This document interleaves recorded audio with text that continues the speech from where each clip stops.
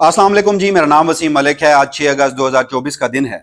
आज के दिन यानी 6 अगस्त की वो डेडलाइन जो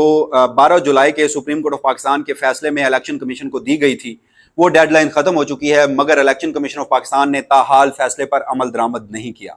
यानी आप मुल्क में देखिए कि कुछ शख्सियात अपनी जाती मकासद के लिए इस मुल्क के निज़ाम के सबसे बड़ा अदालती फोरम जिसे हम सुप्रीम कोर्ट ऑफ पाकिस्तान कहते हैं, उसे कमजोर करने की कोशिशें हो रही हैं, उसे कमजोर करने की साजिशें हो रही हैं। और इस सब में अगर हम देखें, माजी के कुछ इवेंट्स के सामने रख कर देखें तो chief justice Qazi Faez Isa, election commission of Pakistan जो कि कायनी बॉडी है, और उसके साथ हुकूमत वक्त जो कि 8 फरवरी के इस धांधली ज़दा इलेक्शन के नतीजे में सामने आई, इन सब ने मुश्तरका कोशिशें की कि सुप्रीम कोर्ट ऑफ पाकिस्तान का जो 12 जुलाई का फैसला है वो किसी सूरत माना ना जाए, इलेक्शन कमीशन ऑफ पाकिस्तान जो है वो उस पर किसी सूरत अमल दरामद ना करे। और इस सिलसिले में हमने देखा कि इस वक्त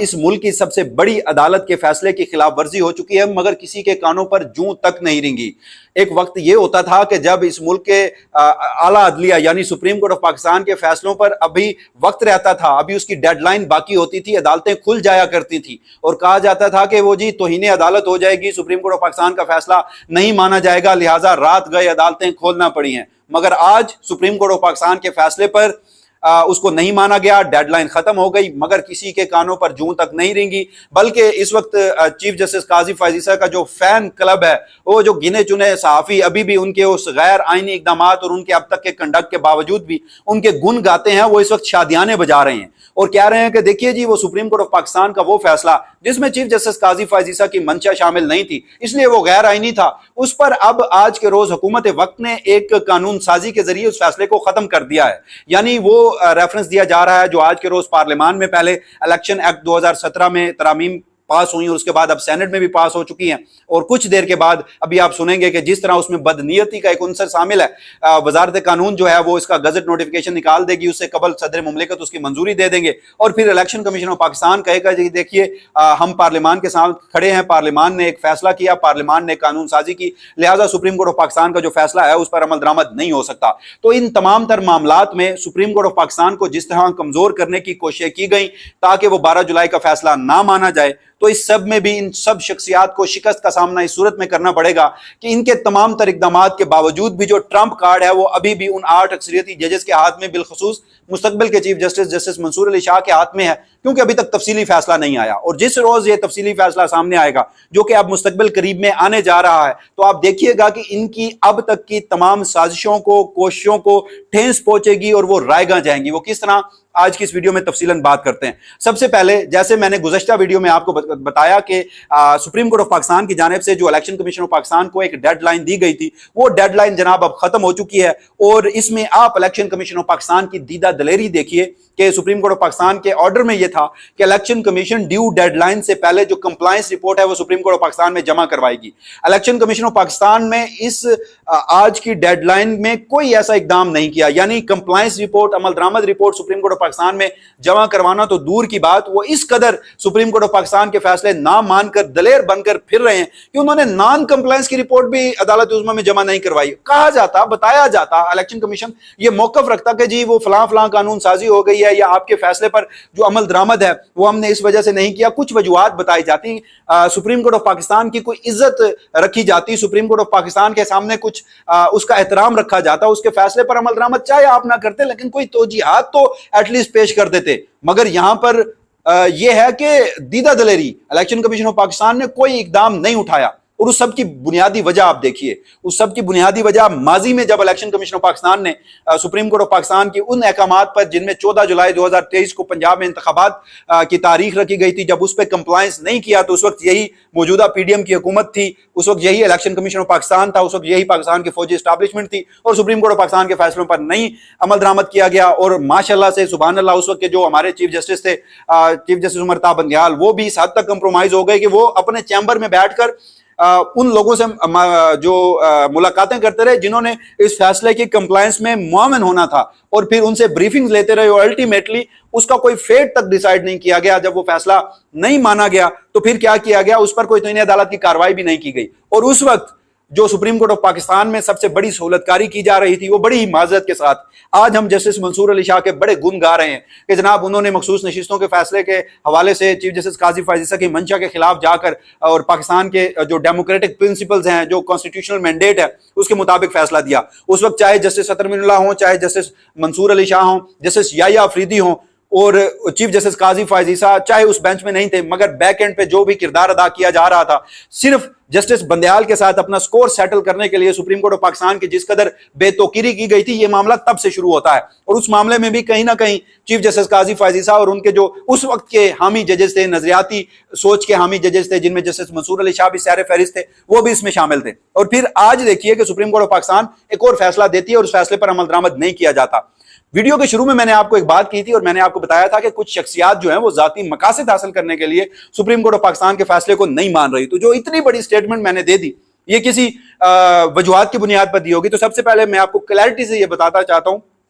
मेरे पास इस हवाले से कोई खबर मौजूद नहीं है, मगर जो एक डिस्कशन हो रही है यहाँ वफाकी दारुल हुकूमत इस्लामाबाद में, और जब मैं कुछ सर्कमस्टांशियल एविडेंस देखता हूं, जब मैं कुछ माजी के वाकयात देखता हूं, तो उससे मुझे इस बात पर ज्यादा शुबा होता है कि आज भी चीफ जस्टिस काजी फायज ईसा की मंशा इसमें शामिल है कि सुप्रीम कोर्ट ऑफ पाकिस्तान का फैसला जो है वो इलेक्शन कमीशन ऑफ पाकिस्तान उस पर अमल दरामद ना करे और जो वफाकी हुकूमत है वो इस तरह की कानून साजी कर दे। वरना अगर इस वक्त इस मुल्क में एक ऐसा चीफ जस्टिस बैठा होता जो आइन और कानून की अमलदारी चाहता, जो अदालतों के फैसलों की बेतुकीरी ना चाहता, तो इलेक्शन कमीशन ऑफ पाकिस्तान क्या पाकिस्तान की फौजी एस्टैब्लिशमेंट की भी ये जुर्रत ना होती कि वो सुप्रीम कोर्ट ऑफ पाकिस्तान यानी इस मुल्क के एपेक्स फोरम की तौहीन करता, फैसले पर अमल दरामद ना करता, उसके कानों पर जूं तक नहीं रेंगती। और उसमें आप फिर किरदार अदा देखिए कि जब 12 जुलाई को सुप्रीम कोर्ट ऑफ पाकिस्तान के मखसूस नशिस्तों का फैसला आता है, उसके बाद 3 दिन के बाद वफाकी हुकूमत, जो इस वक्त मैं बार बार एक बात कहता हूं, पहले दिन से यह बात दोहरा रहा हूं, आज फिर दोहराए देता हूं, मुल्क की मौजूदा फौजी establishment chief justice Qazi Faez ईसा की पसंदीदा फौजी एस्टैब्लिशमेंट, मुल्क की मौजूदा हुकूमत चीफ जस्टिस काजी फायज ईसा की लाडली हुकूमत है। और फिर अब क्या हुआ? अब यह हुआ कि जब फैसले पर अमल दरामद नहीं किया गया तो जनाब नवाज शरीफ साहब, जिस वक्त अब मरियम नवाज शरीफ साहिबा भी हों या फिर PMLN के दीगर भी लोग हों, वो अगर कहते हैं कि यह हुकूमत जो है वो नवाज शरीफ की हुकूमत है, और इस वक्त 8 फरवरी के नतीजे में, बदतरीन धांधली के नतीजे में, चीफ जस्टिस काजी फायज ईसा की पाकिस्तान की फौजी एस्टैब्लिशमेंट को सहूलतकारी के नतीजे में जो नताइज सामने आए थे, जिस तरह मांगे तांगे की, धौंस धांधली की, दूसरे के मैंडेट को अपनी झोली में डालकर एक हुकूमत बनाई गई थी, उस हुकूमत, ये वो हुकूमत है जिसके पाकिस्तान में भी दिन गिने जा रहे हैं और आलमी सतह पर अभी से इस हुकूमत ने अभी हल्फ उठाए 1 साल नहीं हुआ, वो लोग आलमी इदारे इस हुकूमत की जो मुद्दत है उसका तयन कर चुके हैं कि ये हुकूमत इतने देर कायम रहेगी। वो हुकूमत सुप्रीम कोर्ट ऑफ पाकिस्तान के फैसले पर अमल दरामद नहीं करती। और फिर उसी हुकूमत के जो मेंटोर हैं मियां मोहम्मद नवाज शरीफ साहब, जो अक्टूबर 2023 में बड़ी शद्दोमत के साथ पाकिस्तान लाए गए थे, उम्मीदें पाकिस्तान का उन्वान दिया था जिन्हें, जब वो सुप्रीम कोर्ट ऑफ पाकिस्तान माजरत के साथ जब वो पाकिस्तान के सरजमीन पर लैंड करते हैं तो पाकिस्तान की जो अदलिया है, पाकिस्तान का जो अदालती निज़ाम है, निज़ाम इंसाफ उनकी दहलीज तक पहुंचता है। हमने देखा कि वो एयरपोर्ट तक एपिसोड भी कि नवाज शरीफ साहब के फिंगरप्रिंट्स हासिल करने के लिए इस्लामाबाद हाईकोर्ट का जो अमला है वो इस्लामाबाद एयरपोर्ट पहुंचा था। मैं एक चीज दोबारा दोहरा दूं कि माजी में भी सुप्रीम कोर्ट ऑफ पाकिस्तान जो है पाकिस्तान की फौजी एस्टैब्लिशमेंट के साथ बी टीम का किरदार अदा करती रही है, नो डाउट। चाहे उसमें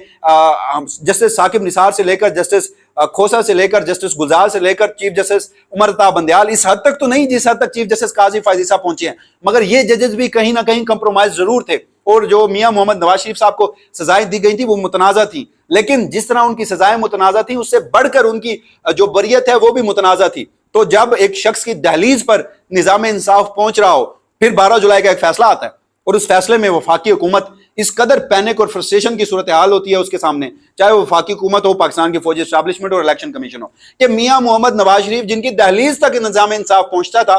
वो निज़ाम इंसाफ की दहलीज पर पहुंचे। उन्होंने सुप्रीम कोर्ट ऑफ पाकिस्तान का दरवाजा खटखटाया और कहा कि हुजूर, ये जो 12 जुलाई का फैसला है मखसूस नशिस्तों का, इसका सबसे बड़ा मुतासरा फरीक मैं हूं, लिहाजा मियां मोहम्मद नवाज शरीफ साबिक वजीर आजम पाकिस्तान के नाम से नजरसानी की दरखास्त दायर की गई। चीफ जस्टिस काजी फायज ईसा,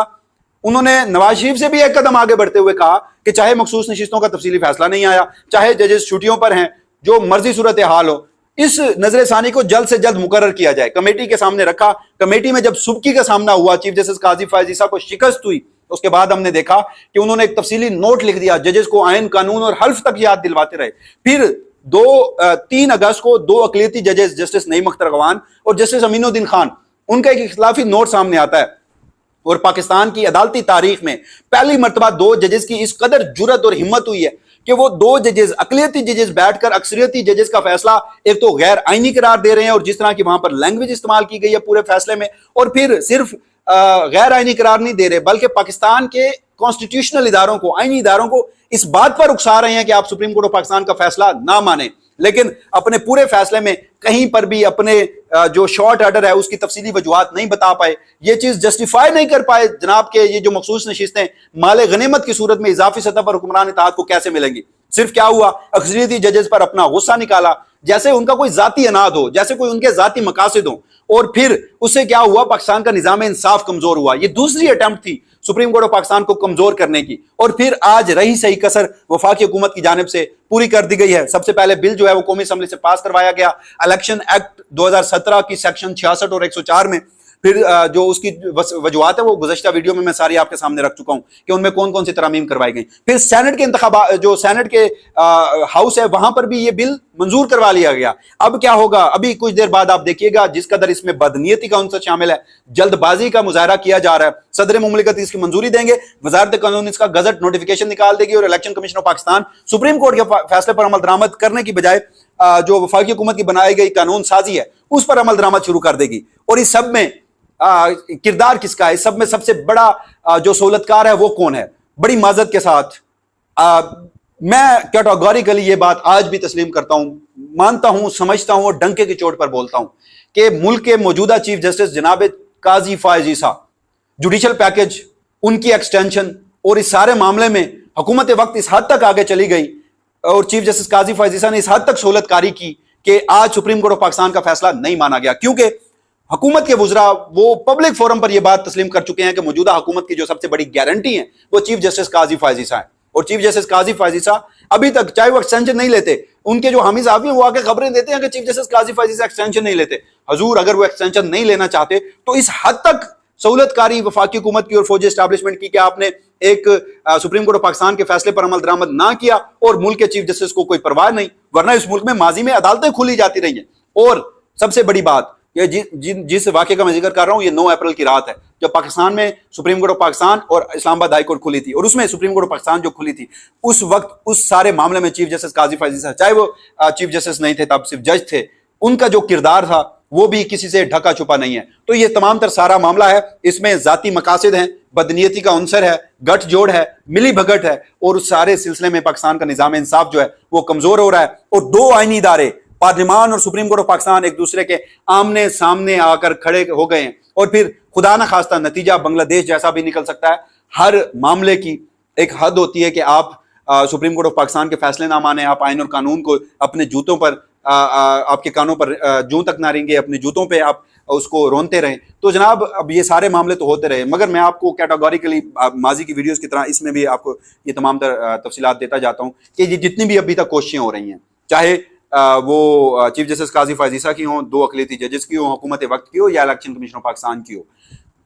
सिर्फ इस वक्त इंतजार किया जा रहा है तो वो सुप्रीम कोर्ट ऑफ पाकिस्तान के 8 अक्सरियती जजेस की डिटेल जजमेंट का है। और वो डिटेल जजमेंट कौन लिख रहे हैं? वो जस्टिस मंसूर अली शाह, जो मुस्तकबिल के चीफ जस्टिस हैं, जिनका इस वक्त रास्ता रोकने की कोशिश की जा रही है। तो बड़ी तसल्ली बख्श, बड़ा तशफ़ी बख्श जवाब मिलेगा जो सुप्रीम कोर्ट ऑफ पाकिस्तान का डिटेल जजमेंट आने जा रहा है। इसमें चाहे अब तक की जितनी कोशिशें की गई हैं, मिली भगत की गई है, इसमें जितनी बदनीति का अंसर शामिल है, वो तमाम तर रायगा जाएगा, क्योंकि इस वक्त वफाकी हुकूमत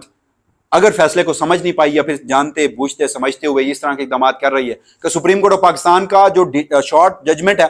उसके पैराग्राफ नंबर 3 में सुप्रीम कोर्ट ऑफ पाकिस्तान या 8 अक्सरियती जजेस लिख रहे हैं कि आयन के आर्टिकल 51, 6D और E के तहत ये मखसूस नशिस्तें पाकिस्तान तहरीक इंसाफ को दे देनी चाहिए। यानी सुप्रीम कोर्ट ने आयन की इंटरप्रिटेशन की है, इलेक्शन एक्ट की वायरीज हों, इलेक्शन एक्ट की जो शिकें हैं, उससे तो सुप्रीम कोर्ट ऑफ पाकिस्तान के फैसले का कोई ताल्लुक दूर दूर तक नहीं है। मगर आज के रोज कानून साजी करके आईनी तशरीह के फैसले को रोनने की कोशिश की गई है, जो कि इसमें मुकम्मल तौर पर नाकामी का सामना करना पड़ेगा। और सुप्रीम कोर्ट ऑफ पाकिस्तान का डिटेल जजमेंट जिस सूरत में आएगा उस वक्त इस फैसले पर ना सिर्फ अमल दरामद करना पड़ेगा, बल्कि इसकी राह में जो भी रुकावटें होंगी या इसकी राह में जो भी आएगा उसे छुपने की जगह नहीं मिलेगी। मैं बड़े वसूख से आपको कह रहा हूं कि सुप्रीम कोर्ट का जब डिटेल जजमेंट आएगा उसमें बहुत सी बड़ी बातें होंगी। और अगर जो वफाकी हुकूमत है उसने वाकई इस इंतशार का रास्ता चुनकर सुप्रीम कोर्ट ऑफ पाकिस्तान और 8 अक्सरियती जजेस और जस्टिस मंसूर अली शाह के बतौर चीफ जस्टिस होने के रास्ते में हर सूरत हायल होना है, तो फिर आप हजूर मखसूस नशिस्तों के डिटेल जजमेंट का इंतजार कीजिए, क्योंकि जब डिटेल जजमेंट आएगी तो फिर आपको बहुत ज्यादा कानून साजियों की जरूरत पड़ेगी उस फैसले से भी जान छुड़वाने के लिए। तो ये अब तक की तफसीलात थी। इस हवाले से जो भी फर्दर डेवलपमेंट होंगी वसीम मलिक अपनी इसी प्लेटफॉर्म से आपको आगाह रखेगा। तब तक के लिए मुझे दीजिएगा इजाजत। अल्लाह निगहबान।